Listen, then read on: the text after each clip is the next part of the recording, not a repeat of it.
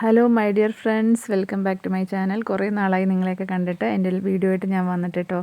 അപ്പോൾ short video മാത്രമേ ഉണ്ടായിരുന്നുള്ളൂ. ഇതിപ്പോൾ കുറച്ച് എനിക്ക് തോന്നി ഇന്നത്തെ കാഴ്ചകളൊക്കെ നിങ്ങൾക്ക് കാണിക്കാമെന്ന്. കണ്ടല്ലോ, പാലക്കാട് മഴയുടെ ഭയങ്കരമായിട്ട് മഴ നമ്മുടെ പാലക്കാടിൽ വർഷിച്ചുകൊണ്ടിരിക്കുകയാണ്. അപ്പോൾ അതിൻ്റെയൊക്കെ കാഴ്ചകളാണുള്ളത്.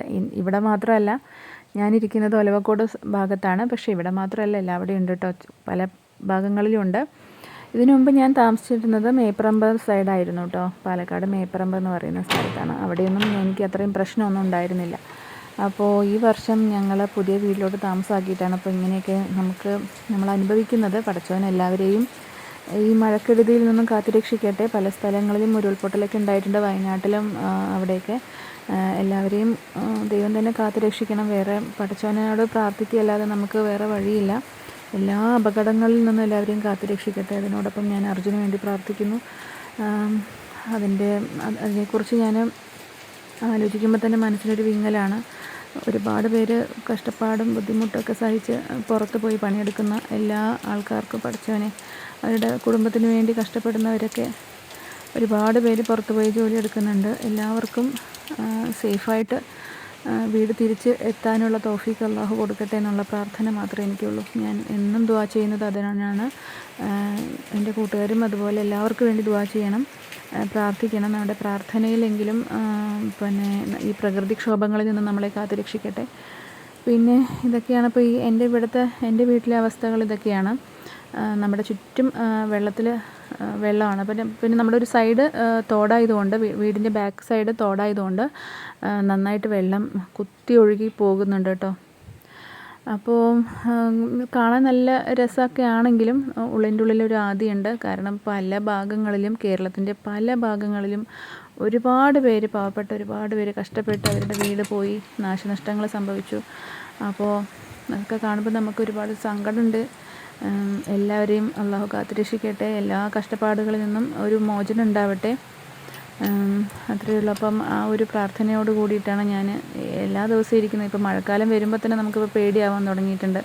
2018 വെള്ളപ്പൊക്കം ഉണ്ടായതിന് ശേഷം എല്ലാ മഴക്കാലവും ശരിക്കും പറഞ്ഞാൽ പേടിയാണ്. പാവപ്പെട്ട ജോലിക്കാർ, പാവപ്പെട്ട മിഡിൽ ക്ലാസ് ഫാമിലി ഉള്ളവർ, പിന്നെ അവരുടെയൊക്കെ ജീവിതം വളരെ ശോചനീയമാണ്. കാരണം നമുക്ക് ബുദ്ധിമുട്ടാണ്. ഒരു നാൾ ഇങ്ങനെയൊക്കെ വന്നെന്ന് വെച്ച് നമ്മുടെ ജീവിതം തന്നെ താറുമാറായി പോകും. അപ്പോൾ എൻ്റെയൊക്കെ പ്രവാസിയായിരുന്നു. അങ്ങനെ കഷ്ടപ്പെട്ടുണ്ടാക്കിയൊരു വീടാണ്.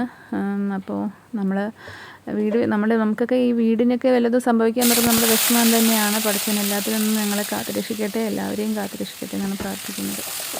പിന്നെ ഇന്നത്തെ വിശേഷമൊന്നുമില്ല കേട്ടോ. ഇത് മാത്രം കാണിക്കണമെന്ന് തോന്നി, അതുകൊണ്ടാണ് ഞാൻ ഈ വീഡിയോ നിങ്ങൾക്ക് ഷെയർ ചെയ്യുന്നത്. രാവിലെയൊക്കെ പോകേണ്ടി വന്നു. ട്രിപ്പ് ക്യാൻസൽ ചെയ്യാൻ നിന്നതാണ്, പക്ഷെ പറ്റിയില്ല. അങ്ങനെയൊക്കെ പോയിട്ടുണ്ടായിരുന്നു കേട്ടോ. വേറെ വഴിയില്ലാത്തതുകൊണ്ട് തൃശ്ശൂരാണ് ഓട്ടം കിട്ടിയത്. അപ്പോൾ ഞാൻ മക്കളെ എഴുന്നേറ്റിട്ടില്ല. എൻ്റെ രണ്ടാമത്തെ മോന് പനിയായിരുന്നു. അപ്പോൾ ഞാൻ രാവിലെ തന്നെ അപ്പം ഉണ്ടാക്കാം. അപ്പം, ചട്നി, പിന്നെ മുളക് ചട്നിയൊക്കെയാണ് ഇന്ന് രാവിലത്തെ ബ്രേക്ക്ഫാസ്റ്റ്. അപ്പം അതിൻ്റെ കുറച്ച് വീഡിയോസും ഇതിലുണ്ട് കേട്ടോ. അപ്പോൾ എല്ലാവരും എന്നെ സപ്പോർട്ട് ചെയ്യുക. ഞാൻ സാധാരണ വീഡിയോയിൽ ലോങ് വീഡിയോ ഒന്നും എടുക്കുന്നില്ല. വേറൊന്നുമല്ല, നമ്മൾ സാധാരണ നമുക്ക് വേറൊരു പുറത്ത് പോയിട്ടുള്ള ഒരു കോണ്ടൻസ് ഒന്നും എനിക്കില്ല. പിന്നെ ഡെയിലി വ്ളോഗ് എടുക്കാൻ കുറേ ലിമിറ്റേഷൻസ് ഉണ്ട്. ഞാൻ ശരിക്കും പറഞ്ഞാൽ എനിക്ക് ആരും ഹെൽപ്പിനൊന്നുമില്ല. അപ്പോൾ നമുക്ക് ഇപ്പോൾ ഫോണിലാണ് ഇങ്ങനെ എടുക്കുന്നതും എഡിറ്റ് ചെയ്യുന്നതൊക്കെ. അപ്പോൾ ചില കാര്യങ്ങളൊന്നും എനിക്ക് അറിവില്ലാത്തതുകൊണ്ട് എനിക്ക് പറ്റുന്ന രീതിയിൽ മാത്രമേ ഞാൻ ചെയ്യാറുള്ളൂ. അപ്പോൾ എല്ലാവരും കാണുന്നവരൊക്കെ എന്നെ സപ്പോർട്ട് ചെയ്യണം. ആദ്യമായിട്ട് കാണുന്നവർ സബ്സ്ക്രൈബ് ചെയ്യണം, ബെൽ ബട്ടണൊക്കെ അമർത്തണം. അങ്ങനെ അതൊക്കെ എനിക്ക് പറയാനുള്ളൂ കേട്ടോ. പിന്നെ വേറെ എന്തൊക്കെയുണ്ട്? എല്ലാവരും സേഫായിട്ടിരിക്കുക. മക്കളെയൊക്കെ സ്കൂളിൽ ഇപ്പം നമുക്ക് നല്ല മഴയാണെങ്കിൽ സ്കൂളിൽ അവധി തന്നില്ലെങ്കിൽ പോലും മക്കളെ പറഞ്ഞേക്കരുത്, വീട്ടിൽ തന്നെ ഇരുത്തണം എന്നാണ് എനിക്ക് പറയാനുള്ളത്. കാരണം നമുക്ക് ആദ്യം വേണ്ടത് നമ്മുടെ ജീവനും സ്വത്തിനും ഒരു അപകടം ഇല്ലാതിരിക്കുക, ഒരു പ്രശ്നങ്ങളൊന്നും ഇല്ലാതിരിക്കുക. അതിന് ശേഷം മതി നമുക്ക് വിദ്യാഭ്യാസം എന്നാണ് എനിക്ക് പറയാനുള്ളത് കേട്ടോ.